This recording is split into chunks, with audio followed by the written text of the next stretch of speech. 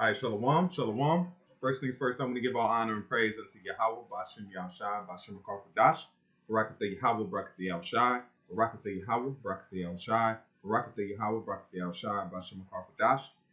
That's blessings to the Father and the Son, and double honors to the apostles and elders, which the apostle elders a great millstone, which have diligently done the work for many years. And we say Barakatah Yahweh, which bless the Lord and the Father and the Son for this truth, knowledge, and wisdom. And what you see taking place right now in the year 2021 is a quickening in the times of us getting up out of here, man. All right? And we come in the name of Yahweh Shem Yahshua to show you, man, that he told us of these things. He promised us that these things would take place to our enemies and would take place in the land that we would be sent to. All right? And like it says, 2021, we're hastening the coming of Yahweh Shem Yahshua. And the truth is being put on a high level. And you're seeing it take place with people that are coming at the truth. They're trying to take away from it. They're trying to impede it. But what you're seeing is that everything that was promised is being put in the forefront. It's being put to a place where you cannot deny it, man. And I remember the apostle saying back years back that there'd be a time, and their elders told them that there would be a time where you will not be able to guess if you're in the time of Jacob's trouble, or, you know, there's going to be a time where the world starts acknowledging that something on a higher level is going on, okay? So I just wanted to, touch base on that and just, go into that a little bit. But the main point of this lesson is that they're getting ready to push this back, the max. You got to watch it, man. It's sad when you got to watch what you say. I mean, of course, you've always had to watch what you say, but the algorithm is tightening up. It's getting smarter. It's starting to pick up on things. So we'll dance with it. We'll be adaptable. I think that's the word it is, being adaptable. So the jab they're trying to push on you Negroes, Latinos, and Native Americans, and the more that you hear them put those names together, that's more proof further showing that because they're pretty much speaking to you in the same breath. All right, they're speaking to you the same way as they're speaking about each other. They're almost interchangeable. And why are they doing that? Because the Lord is forcing them to do that. Because He's showing who is His people. All right, and the ones that are catching hell is His people, and the ones that's going to get blessed is His people also. All right, but the world is going to find out. It already knows. The majority of the people know that we are the people of the Bible. You have some people that don't want to research or believe it. That's on them. But the major population of the earth has, seen or is getting ready to see the glory that Yahweh Shem Yahshua is getting ready to put on us, man. As a nation, the elect first, and then the whole nation shall be saved when the kingdom of heaven is established and righteousness is put on the planet Earth. So I'm going to play this video. It's a small clip. It's like maybe 20, 30 seconds. And then I'm going to jump into some precepts, and then I'm going to close on out. Because it's changed minds and mindsets. Because it laid the groundwork for progress. COVID-19 has further ripped a path of destruction through every community in America, but no one has been spared. But the devastation in communities of color has been nothing short of stunning. Just look at the numbers. 40% of frontline workers, nurses, first responders, grocery store workers, are Americans of color, and many are still living on the edge. 1 in 10 Black Americans is out of work today. 1 in 11 Latino Americans is out of work today. 1 in 7 households in America. You see how they're lumping you together? How they're lumping Negroes and Latinos and Native Americans? They're speaking about them in the same context. So that shows you right there that the prophecy of us being put as a nation is already, the vibration is so high that our names are almost being spoken of identically. And they don't even realize it, They could say all types of communities. There's all types of people that work those types of jobs, But it's just our nation getting pinpointed out to say we're the ones that need this vaccine the most, man. About 1 in 4 Black, 1 in 5 Latino households in America report that they don't. When school isn't a place you have to be, why not go to school where remote learning can be as remote as you want? Some places aren't hiking. Do we have time zones? And then Have enough food to eat. the United States. Let's go back Of here a little color, bit. and many are still living on the edge.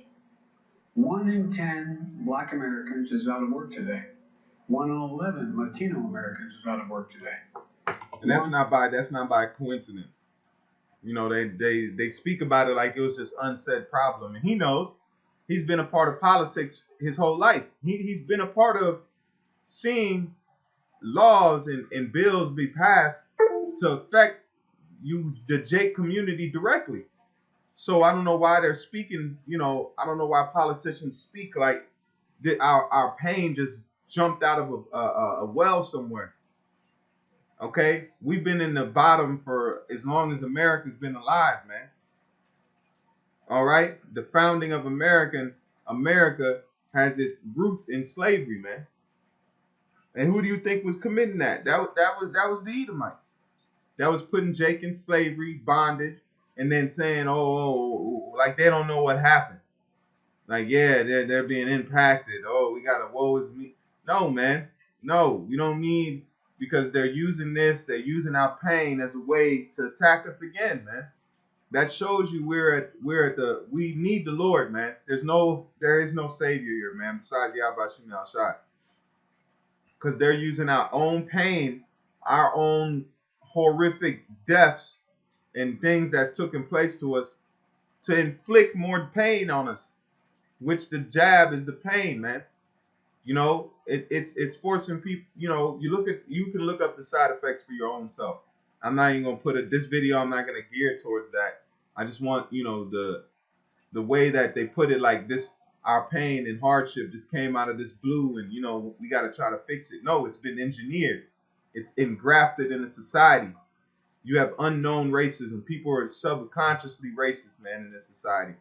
You know, it happened just like they did a thing on the names, that black sounding names will get less likely to be hired than white sounding names.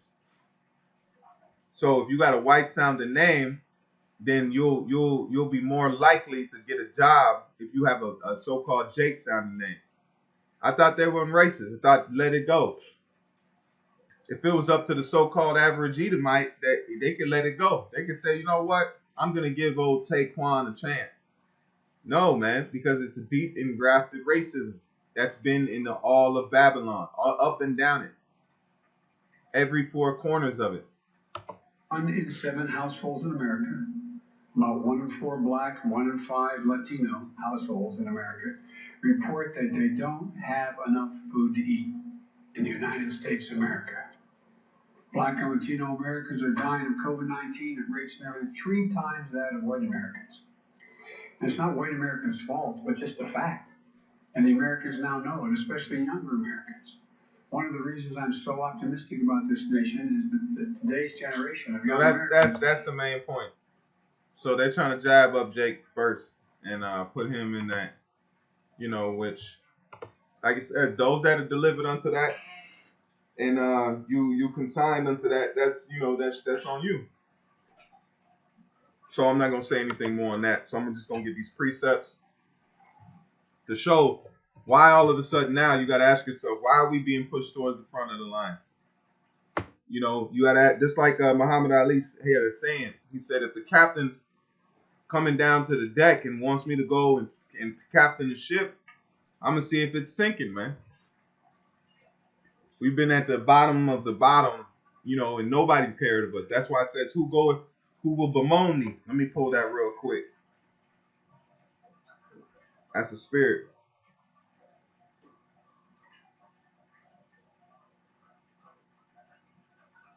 You know, because nothing has happened. Everything that has taken place to us, nobody has asked for, you know, to make it right. This is Jeremiah 15 in verse 5. It says, for who shall have pity upon thee, O Jerusalem? That's what you see. So who shall have pity, man? I put it right here so I just looked it up on my phone, so I can put it right here.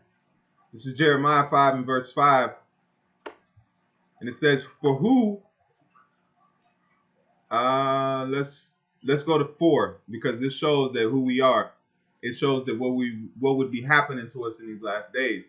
This is Jeremiah 15:4. It says, "And I will cause them to be removed into all kingdoms of the earth," because it says because of Manasseh the son of Hezekiah, king of Judah, for that which he did in Jerusalem. So just the Lord promised us as a nation that we would be removed into the kingdoms of the earth, and it's been an ongoing thing.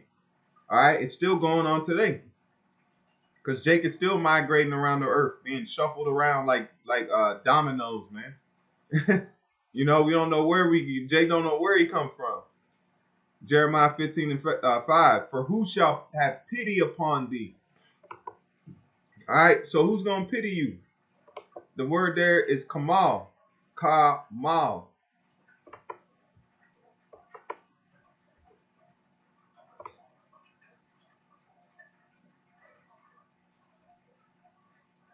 Kamala. Yep, Kamala. Kamala. Let's let Esau play it. Strong's H2550. Kamala. Kamal. It says the square have compassion, pity.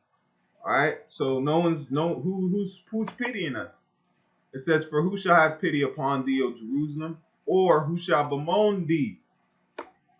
All right. So this is the Lord's promise. So why you think these heathens all of a sudden are going to break the Lord's promise and have pity and bemoan us? They're not. They're not, because it's against the grain, man. The Lord doesn't want them to pity and bemoan us. If that, then that'll ease up the curses. All right. It says bemoan, to shake, weaver, wander, move to and fro, flutter, show grief. So people aren't even grieved with what happens to us. That's why you see the George Floyd situation. You see all the Jakes that's been slaughtered out throughout the four corners of the U.S. Why is that? Because that there's no grief shown to us. Okay? There's no grief. Even this attempt at grief is not grief because there's a ulterior motive behind it. There's something else. That's why it's called sleight of hand. You watch this hand, but the trick is really taking place in the other hand. It says to move to and fro, wander, shake, weave, show grief. So no one's bemoaning us. Okay? No one's bemoaning us but Yahweh Shem Yahshai. That's why he set up this truth. That's the way of him actually showing pity and mercy on us, by giving us the knowledge, wisdom, understanding back. It says, "For who shall have pity upon thee, O Jerusalem, or who shall bemoan thee, or who shall go aside to ask how thou doest?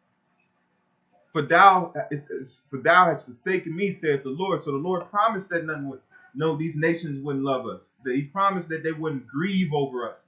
So why do you think they're trying to do it now, man? We ain't delivered. We ain't not out of here, so we still under these curses. We're still under the words Yahweh Shem Yahshua promised. So what do you think these waters, these Maxine waters, what do you think they trying to do, man? They're not love, because that's not what they're saying. If you listen to the people talking, they'll make it seem like this is the way for you to get out of everything, man. To prevent you and save your life. Come on, man, a brand new, never experimental DNA manipulate. Come on, man. But you research it yourself. It says, "Thou hast forsaken me, saith the Lord, thou art gone backwards, therefore I will stretch out my hand against thee." How's he doing that? Read Psalms. Well, it said, what? "Protect me from thy sword, the wicked which is thy sword," man. The wicked is the Lord's sword, just like these other nations are the Lord's sword. That's how his hand is stretched out against us.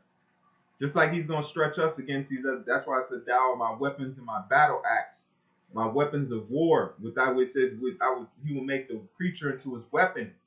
So that's how the Lord is going to stretch us, his hand against the nations when he sets us up. But now he's stretching his hand against us by the way of these other nations coming against us, man. That's how it's being put. That's how we're being punished. So these nations' hands are still stretched out in the form of the Maxine water, man. All right? That's what it is. That's the hand still stretched out with hate in it. All right? Because they want to do things to you, man. And it says, "And destroy thee, and I will weary." It says, "And I am weary with repenting." The Lord said, "I ain't going to turn back." Look what y'all did, man. And we rightfully so. Look at Jake now, man.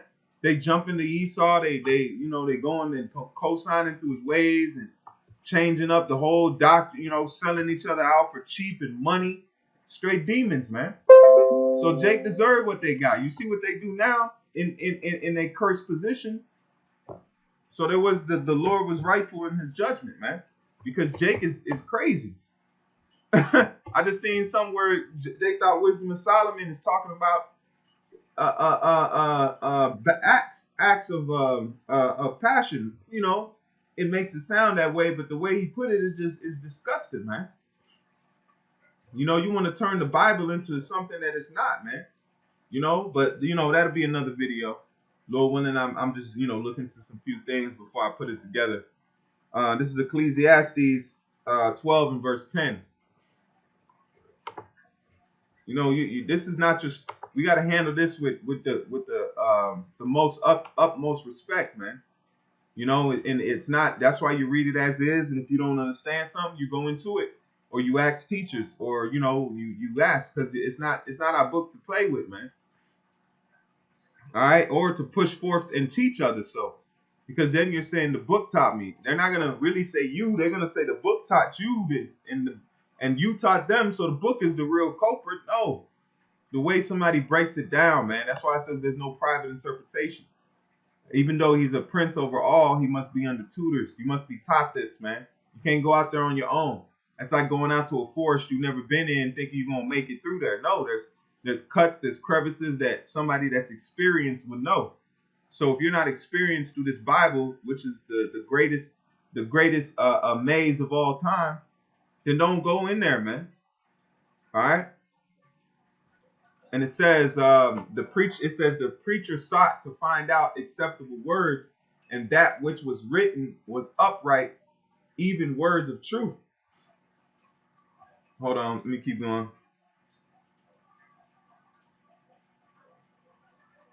Oh, that's it on that. Salakia. Oh, it's Jeremiah.